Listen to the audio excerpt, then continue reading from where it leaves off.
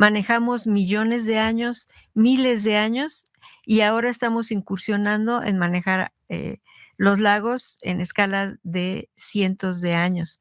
Yo ya, entendí cuál era el origen de los lagos, Pátzcuaro, Sirahuén, Cuitzeo, Chapala, todo está publicado, y intercalada en este depósito había, cenizas volcánicas que se fecharon y tienen 8 millones de años. Por lo tanto, sabemos que el lago era profundo, estable, amplio y tenía 8 millones de años En esa cuando parte nació. de Charo. A 3 metros de donde estemos caminando va a haber un meteorito, residuos de un meteorito que cayó hace 12,800 años. Este meteorito fue, pues, muy reconocido a nivel mundial, porque se pensaba que había caído solamente en el hemisferio norte. Ujú. Sin embargo, al ver que también cayó aquí, pues, se reabrieron todas las, investigaciones en otros sectores del globo a esta latitud.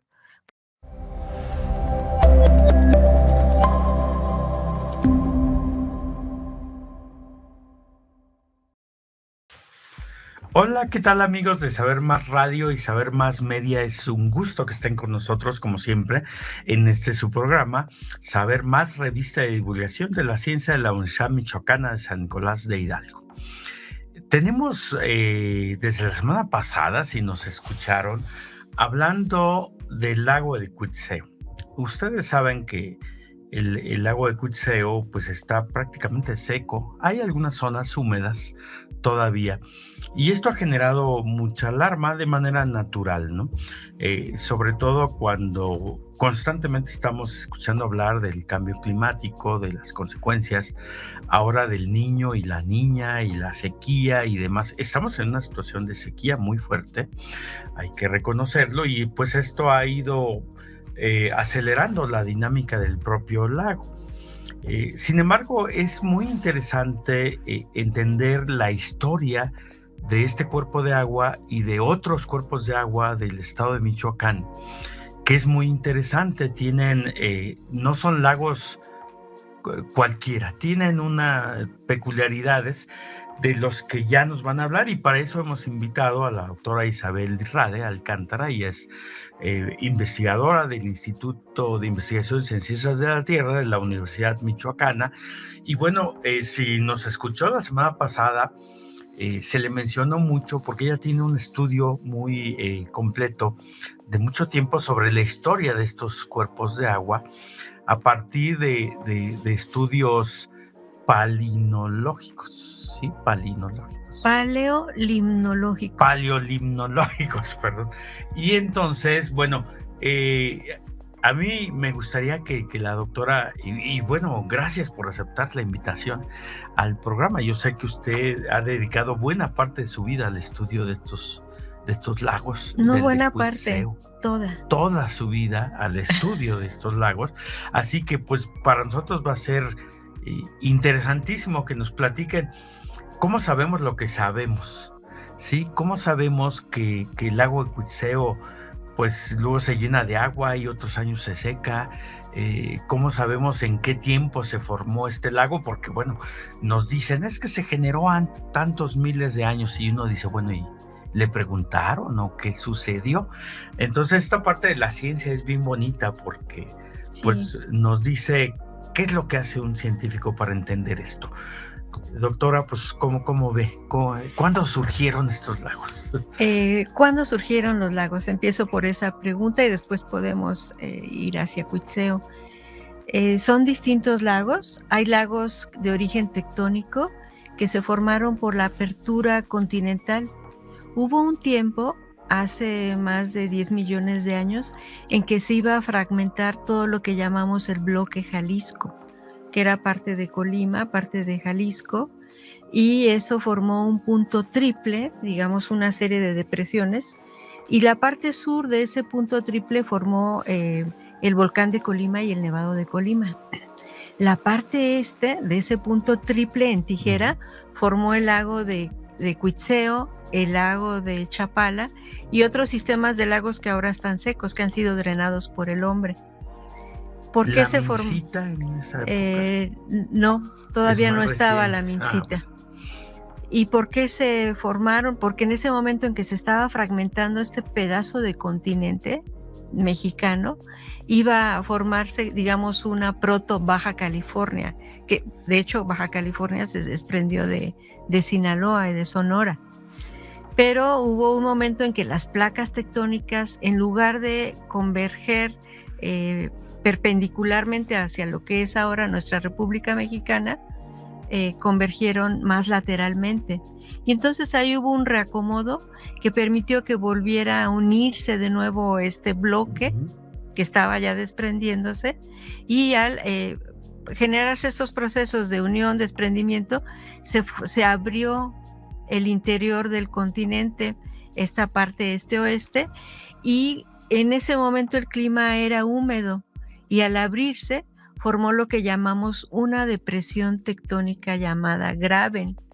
Hagan de cuenta un dominó, que se cae lateralmente de un lado, las piezas del dominó, y del otro lado se caen las otras. Y entonces, al formarse este huequito de varios kilómetros de ancho y de largo, se llenaron de agua.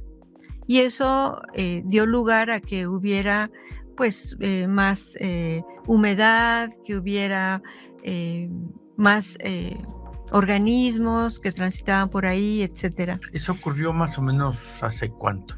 Más de 10 millones de años. 10 millones de años. Ahora, no fue un proceso repentino, es decir, hoy no hay lago y mañana ya hay un lago. Eso ocurrió durante... En el caso de los lagos tectónicos son procesos largos, de apertura y cierre. Hay otros procesos que son más rápidos, que pueden durar a veces decenas de años, o bien son casi momentáneos. En el caso de decenas de años, podemos hablar del lago de Siragüen. Por ejemplo, el lago de Siragüen, no me van a creer, pero antes nuestros estudios han detectado que era un río. Y el represamiento de 3 coladas grandes de lava que se encuentran en Siragüen, lo que es la zona de Agua Verde, el volcán La Magueyera, uno de ellos, hizo que se represara el lago, el río, y entonces formó el lago. ¿Qué es la parte más profunda del lago de Siragüen? Sí. Ahora, 32 metros. Pues nuestro país, bueno, lo que ahora es nuestro país, pues ha sido siempre muy activo, muy violento. Siempre han estado ocurriendo este tipo de cosas. Pero, a ver, a lo mejor en ese origen, no sé, usted me dirá, se puede explicar mucho de la dinámica de estos lagos. El que se secan y se llenan, y se secan y se llenan. En el caso de Siragüen, pues más claramente, a diferencia del lago de Chapala, que es un poco más lento este proceso de evaporación. Sí. El lago entre más amplio tienen su espejo de agua los lagos, pues es más fácil que el sol haga todo su proceso de evaporación, ¿no? Porque es más alta la incidencia de rayos solares. Sí, se comporta como un espejo. Está, por ejemplo, el lago Ceuto lo vemos, está plano y muy poco profundo. Entonces el agua se calienta y se evapora. Y esto debe dejar sales y esas cosas como cuando hervimos agua con sal en una olla, ¿no? Eso es lo que yo estudio, qué es lo que dejan. En el caso del lago de Pátzcuaro, este lago también tiene sales, pero él ha sido sujeto a una dinámica de terremotos que están bien registrados ahí, sobre todo en el margen sur.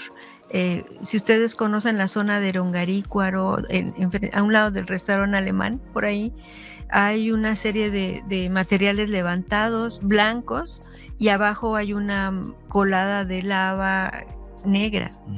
Yo estudié esa parte de arriba de estos sedimentos blancos, y inicialmente los ingleses pensaban que eran cenizas volcánicas, pero no, hicimos rapel ahí y muestreamos cada 10 centímetros y nos dimos cuenta que era el fondo del antiguo lago de Pátzcuaro.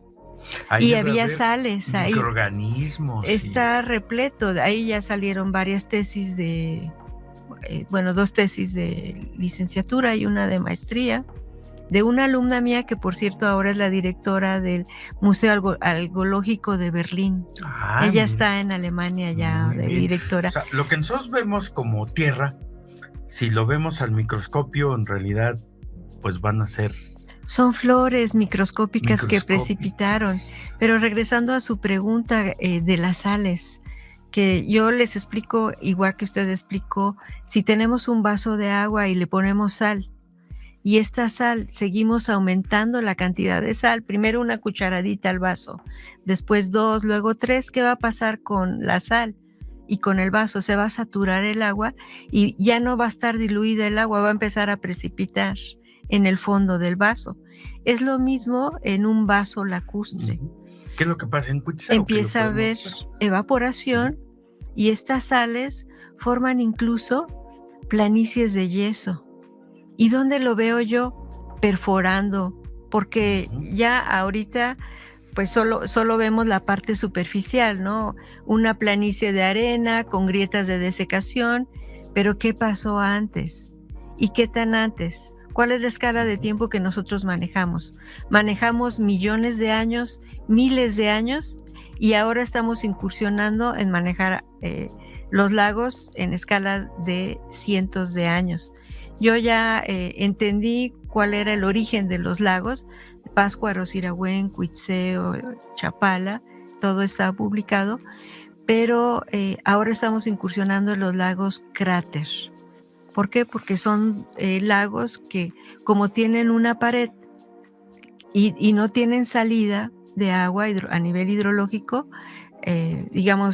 superficial, no geohidrológico, hidrológico, la parte de arriba, entonces podemos ver.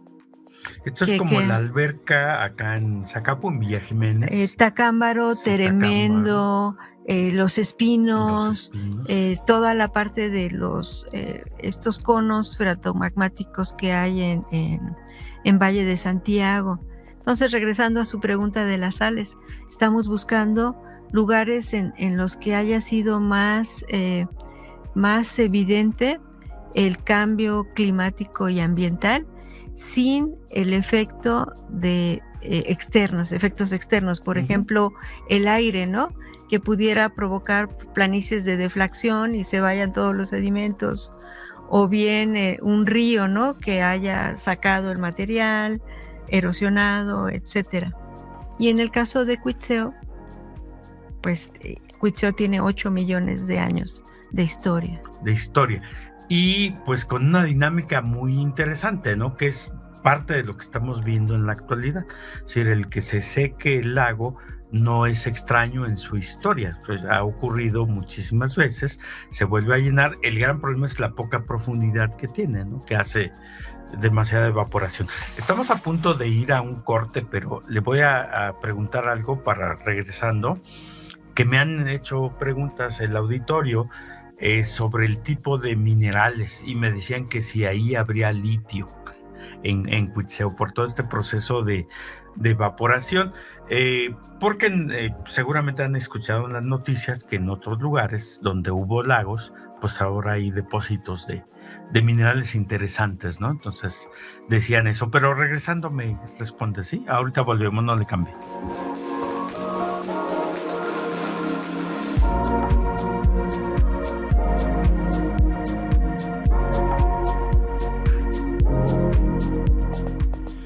Muy bien, amigos de Saber Más Radio y Saber Más Media, qué bueno que se quedaron con nosotros. Estamos hablando con la autora Isabel Irrade sobre los lagos de Michoacán y su historia, y en particular el lago de Cuitzeo, que ha generado mucha preocupación en los últimos tiempos. Ha habido hasta reportajes, a mi parecer, un poco alarmistas respecto a la dinámica del lago. Yo decía, bueno, pues hay momentos, a mí me ha tocado en varias ocasiones verlo seco y después verlo muy repuestito y luego volverlo a ver seco. No sé cómo pueden saber esto históricamente, que tuvo esos periodos de que se desecaba y periodos donde tenía agua. ¿Cómo pueden saber ustedes eso? Ajá. ¿Qué sabemos del lago de Cuitzeo en pocas palabras? El lago de Cuitzeo se formó hace 8 millones de años en la región de Charo, Queréndaro, Indaparapeo. Después estas placas tectónicas y estos bloques que le decía en dominó desplazaron el lago más al norte. ¿Y qué tan al norte? Fue una gran planicie de inundación en unas partes y en otras partes era muy profundo. La parte más profunda y central del lago estaba en Charo. Y ahí se encontró una especie de diatomea, que es una flor microscópica que vive flotando en los lagos, pero como tiene un caparazón silicio cuando se deposita, pues podemos nosotros analizarla. Y intercalada en este depósito había cenizas volcánicas que se fecharon y tienen 8 millones de años. Por lo tanto, sabemos que el lago era profundo, estable, amplio y tenía 8 millones de años cuando nació. De Charo. Después se desplazó hacia el norte hace 2 millones de años. ¿Por qué se desplazó al norte? Por este efecto de la tectónica. Ahorita lo que se tiene son varios datos. Se perforó un núcleo más o menos en el año 2000 y de ahí tiene 23 metros, se perforó en el centro del lago de Cuitzeo, en el Piedraplén, que no está terminado, que llega hacia la población de Cuitzeo, ahí donde se quería hacer un camino paralelo, una carretera paralela y nunca se hizo, mejor se hizo la parte de acá de la autopista.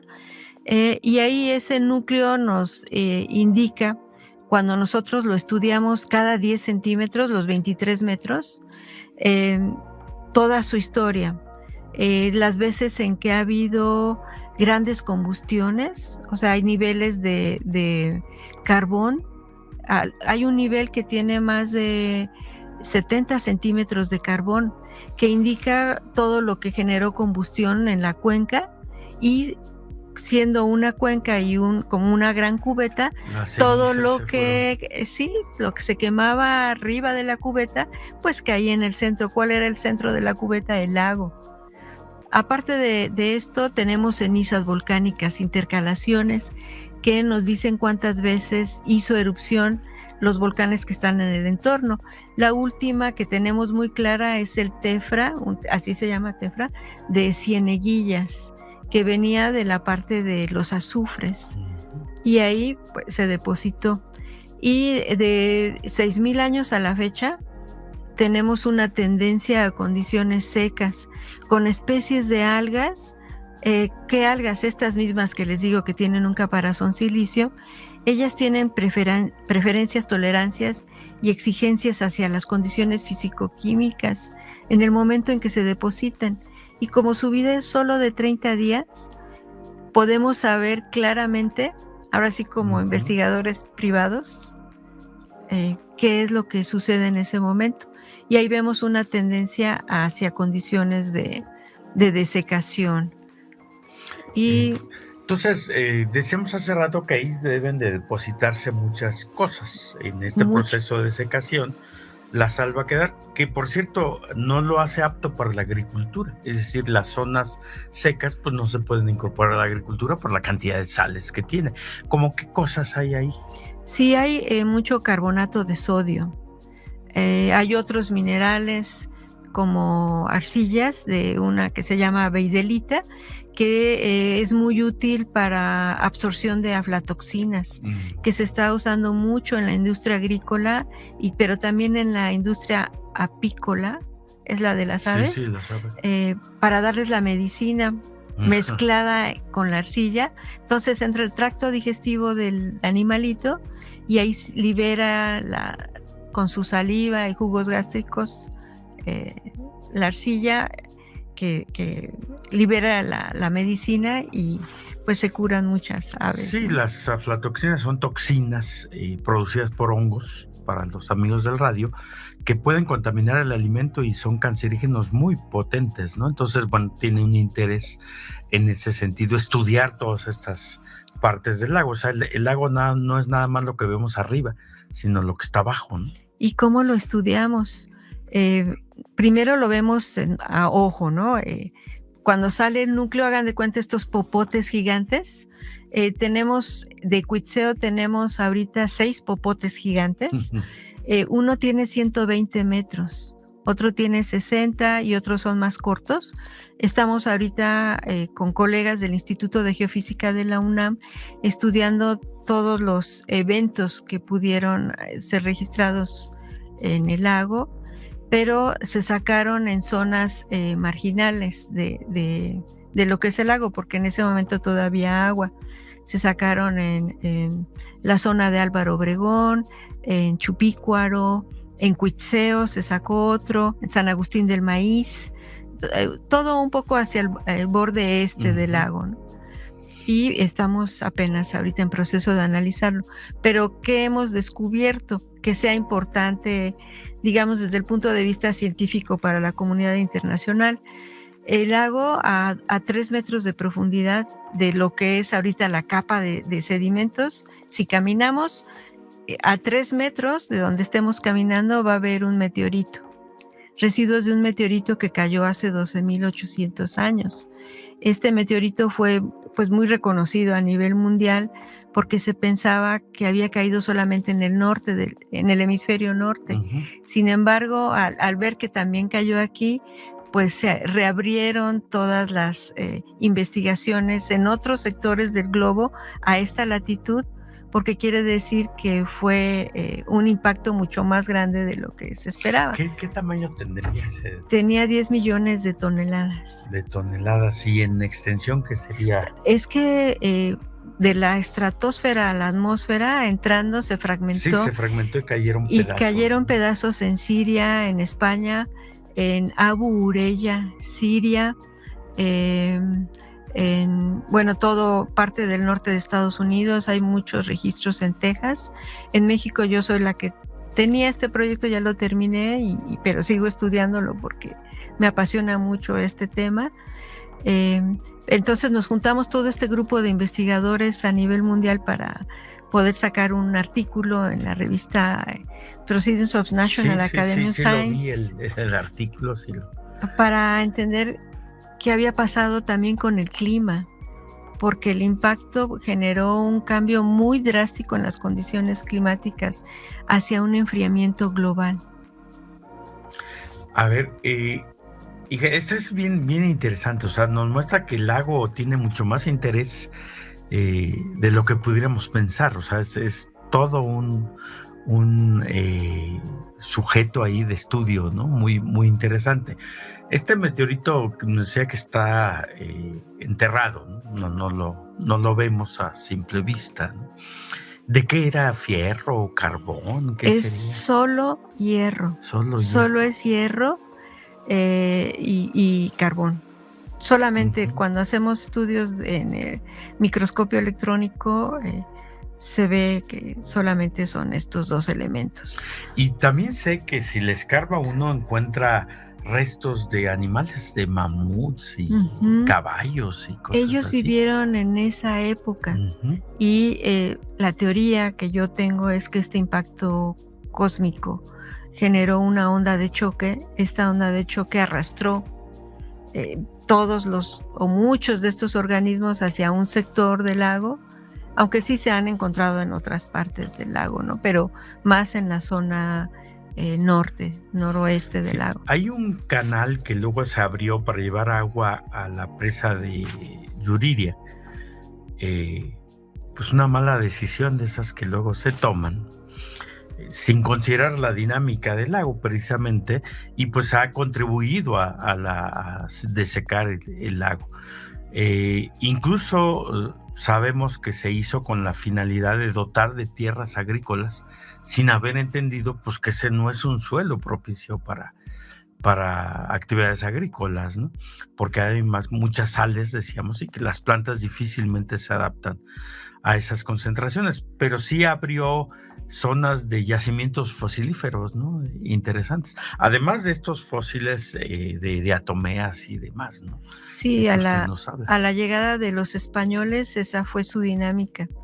Todas las zonas donde encontraban planicies para poder desarrollar desde el punto de vista agrícola la producción que necesitaban alimentaria, formaban canales, lo hicieron en Zacapu, lo hicieron en Cuitzeo, lo hicieron en Acambay, lo hicieron en Ixtlahuaca, lo hicieron en Puruándiro.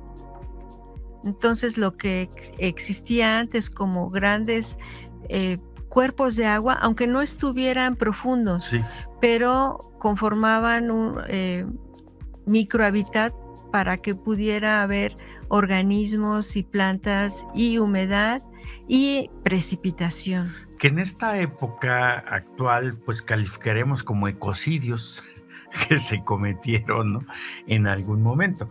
Sí, fíjate que bueno, es imposible agotar este tema de... sé que está trabajando con estos conos volcánicos, ahora lagos, sí, muy interesantes. Entonces, a ver si luego la invitamos para que nos platique de estas cosas, porque son fascinantes, son misteriosos. Yo cuando conocí el de Tremendo, me quedé impresionado, ¿no? Yo no lo conocía, había escuchado hablar de él, pero fui a ver el lago y es espectacular. El de Tremendo está cortado por una falla geológica, es el único que tiene evidencias de que se rompió en dos partes, ¿no? Pero sí, es un proyecto que tengo que nos apoyó y agradezco mucho aquí el apoyo de la doctora Alejandra Ochoa Zarzosa de LICTI, porque sin ese oxígeno que nos dio económico, no hubiéramos podido nosotros volver a desentrañar pues mire, esto. Se nos terminó el tiempo, pero la volvemos a invitar para este tema, ¿le parece? Claro. Muchísimas gracias, amigos, y pues síganos, nos vemos la siguiente semana.